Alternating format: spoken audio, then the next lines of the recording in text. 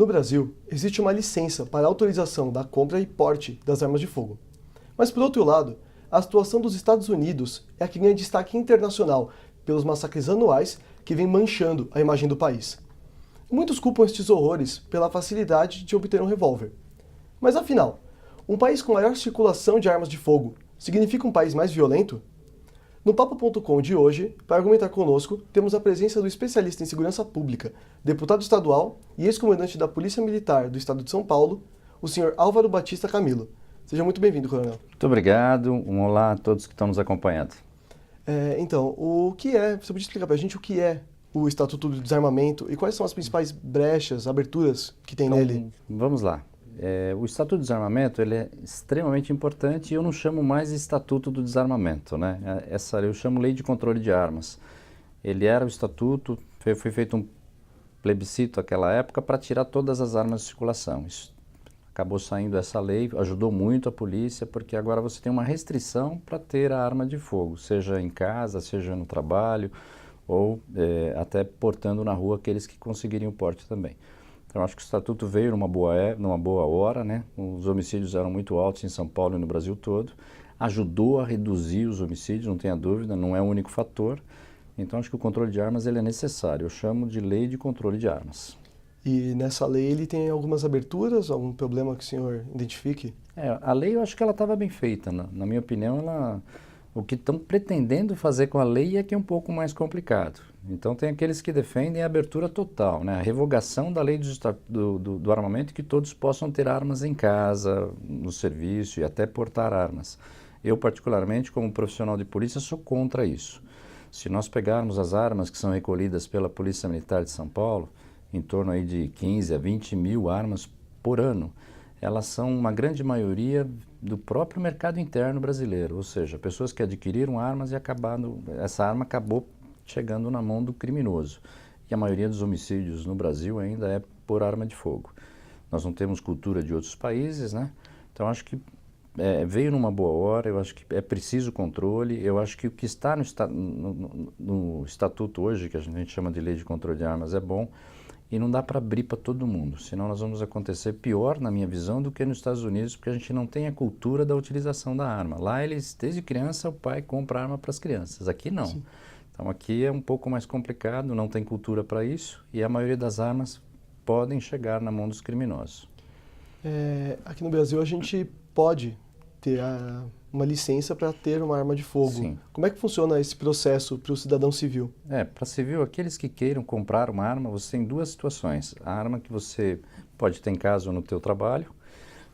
O Estatuto, quando ele foi lançado, ou essa lei de controle, só permitia em casa. Agora permite em casa, foi feita uma modificação. Ela sofreu várias alterações, essa lei, né, de controle de armas. E ela tem agora a possibilidade de ter no serviço também, para se proteger. Isso é uma coisa, você ter a arma ou na sua residência ou no seu serviço. E a outra é o porte. Então, para tirar, você vai ter que fazer lá, mostrar que você tem treinamento vai ter o registro da arma, né? Mas tem que mostrar que você tem habilidade para utilizar a arma e que você tem a necessidade de ter uma arma em casa. E eu sou a favor disso. Por exemplo, alguém que mora numa fazenda afastado, eu sou a favor de que tenha arma, né? Não tenha dúvida nenhuma. O porte é mais complicado um pouquinho. O porte você tem que provar, justificar que você mora num local perigoso, você precisa dessa arma, precisa trafegar com a arma. E aí por quê? Porque é uma situação muito mais crítica. A maioria das armas que chegam para os criminosos, elas vêm de quem está portando. Então as duas coisas é possível hoje qualquer cidadão brasileiro ter uma arma em casa e portar, desde que ele explique e justifique de que isso é necessário. Aí a Polícia Federal vai avaliar e pode conceder o porte. E como é que funciona essa avaliação da Polícia Federal?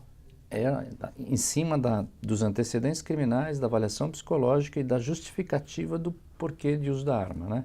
Aí está a grande reclamação dos que defendem a liberação, diz que isso seria muito subjetivo. Talvez pudéssemos tornar esses critérios mais objetivos. Mas eu acho que hoje atende.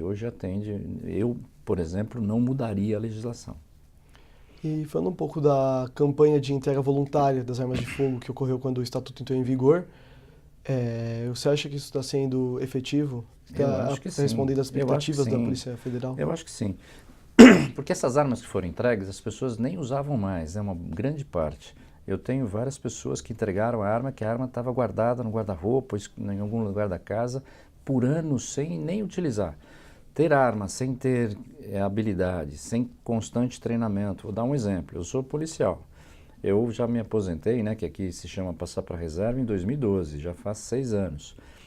Todo ano eu faço treinamento novamente com a utilização da arma, né?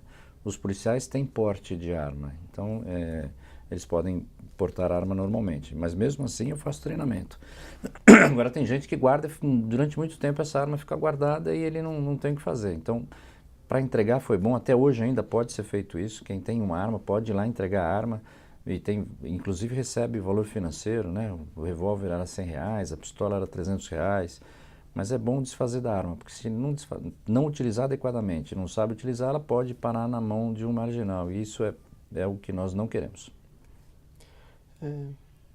E mais uma coisa aqui, de acordo com um artigo publicado no Diário de São Paulo, que o senhor até deu uma entrevista, houve um aumento de 4.000% no registro de arma de fogo em pouco mais de 11 anos.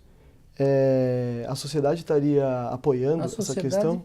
Quando é inseguro... Desculpa, pode continuar. A gente vai trazer essa questão agora depois do intervalo. E a seguir vamos discutir os problemas envolvendo as armas de fogo dentro do nosso país. Pois, de acordo com pesquisas, o Brasil é o terceiro maior exportador de armas no mundo, mesmo com o estatuto proibindo a comercialização. Será que a população é a favor da comercialização das armas de fogo? E o que será que as autoridades pensam? O Papo.com volta já.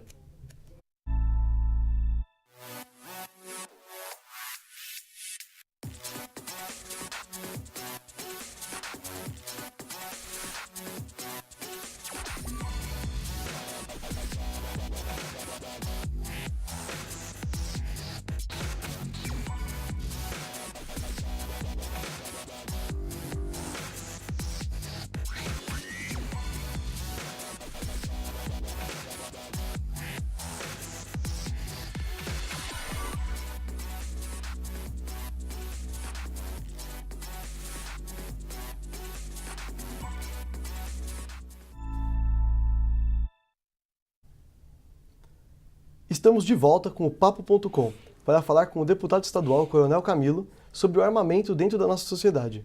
A comercialização das armas de fogo é proibida pelo Estatuto do Desarmamento, em vigor desde 2003.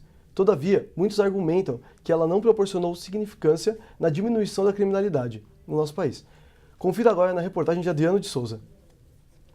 De acordo com a apuração realizada pelo Instituto Paraná Pesquisas, 65% dos brasileiros apoiam a liberação do porte de arma. No Brasil, a liberação do porte de arma está causando muita polêmica na sociedade. Os que são a favor dizem ter um direito de legítima defesa. Já os que são contra dizem que quanto mais arma, mais mortes. Eu sou contra a pessoa que tem arma, eu sou contra a liberação de arma, sou contra. Eu sou a favor do porte de arma em casa, não para você portar na rua, porque a violência traz mais violência. Contra porque a gente não dá conta das coisas como estão. Imagina se as pessoas pudessem ter arma, né? Ia sair todo mundo se matando por aí.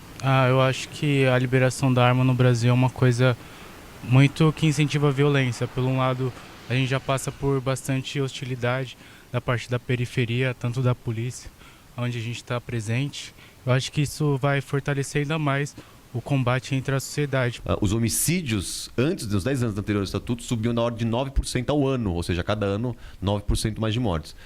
A partir de 2004, com a vigência do Estatuto, você tem que começar a queda, depois uma volta do crescimento, mas na média você tem um aumento da ordem de 2%, ou seja, você diminuiu em mais de 4 vezes o aumento da taxa de homicídios no país. Isso certamente é um impacto muito positivo.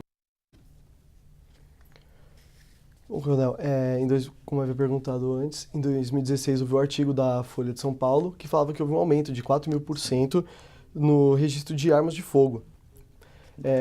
Você acha que estão apoiando? Na realidade, o aumento dos registros ele tem a ver com a insegurança da população. Quanto mais a população se sente insegura, quanto mais reportagens aparecem, né, nas mídias, as pessoas se sentindo inseguras buscam como se comprar a arma fosse solucionar um problema. E a maioria dessas compras foi para deixar na residência ou no próprio trabalho. Mas a gente sabe que isso não resolve, né? Ou seja, só adquirir arma não resolve. precisa treinar, precisa uma série de atitudes, não só ter a arma, né? Mas eu queria fazer um comentário sobre o que o Felipe lá do Sou da Paz falou. Ele diz que o armamento ajudou a diminuir os homicídios no Brasil. Mas assim, todo mundo, cada um que defende uma bandeira fala que a dele é que mais ajudou a diminuir o homicídio. O desarmamento ajudou bastante, mas a redução dos homicídios no Brasil, e principalmente em São Paulo diminui há 16 anos, diminui o homicídio, vem caindo há 16 anos. Saiu de uma taxa de 35 homicídios por 100 mil habitantes lá em 99 e hoje está 7,5 por 100 mil habitantes. Mas foi porque tem uma série de fatores, desarmamento, a lei seca, né, a ação policial, serviços de inteligência, ou seja, tem uma série de fatores. Agora, não tenha dúvida que o desarmamento ajudou e o crescimento, quando a gente percebe, quando as pessoas se sentem inseguras, aumenta a aquisição de armas. E ao contrário, quando a polícia está bem na mídia, está aparecendo bem, está fazendo grandes prisões, aumenta o número da doação de armas, né, que pode ser feita. A doação de armas em São Paulo, ela pode ser feita nos quartéis da Polícia Militar, na Polícia Federal e na Guarda Civil Metropolitana. Então, assim, o aumento tem a ver com a insegurança da população e nem sempre quem compra sabe usar. Na década de 90, a taxa de homicídio no Brasil era de 31 assassinatos a cada 10 mil habitantes. E depois do Estatuto, esse número ele caiu para 29,9, mas algumas pessoas acham que essa queda não é significante. É significativa, sim. Não foi só por causa do homicídio. Na realidade, vamos só dar uma relembrada nos números. Na década de 90, em 99, foi o pico dos homicídios em São Paulo. Chegou a 35 homicídios por 100 mil habitantes. Mas a polícia de São Paulo, ela começou a trabalhar muito forte na questão do homicídio. Em 2000, os homicídios começaram a cair. O Estatuto surge em 2003 e acentua a queda dos homicídios. Então, o Estatuto foi muito importante, não tenha dúvida nenhuma. Ele ajudou a melhorar a segurança no estado de São Paulo. E a taxa foi caindo e continua caindo, né? Hoje, em 2018, nós temos uma taxa de 7,5 homicídios por 100 mil habitantes.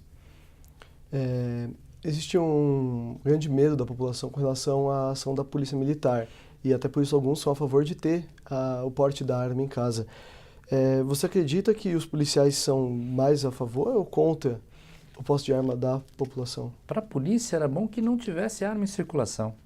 O Estatuto lá atrás, o que ele pregava? Que só a polícia pudesse ter arma, todo mundo ficasse sem arma. Também não concordo, porque o Estado hoje não tem condições de dar segurança para todo mundo, né? Principalmente em áreas rurais, né?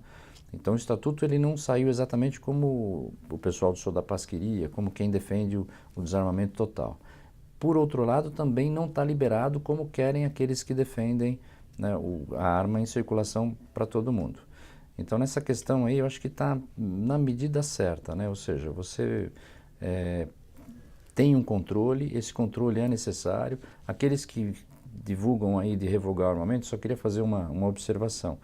Muitos falam, eu tenho o direito de ter arma, mas o direito individual, muitas vezes, ele é cerceado pelo coletivo, né? Vamos dar um exemplo, tem gente que não gostava de usar cinto, depois acabou usando cinto, capacete, ou seja, a arma é a mesma coisa.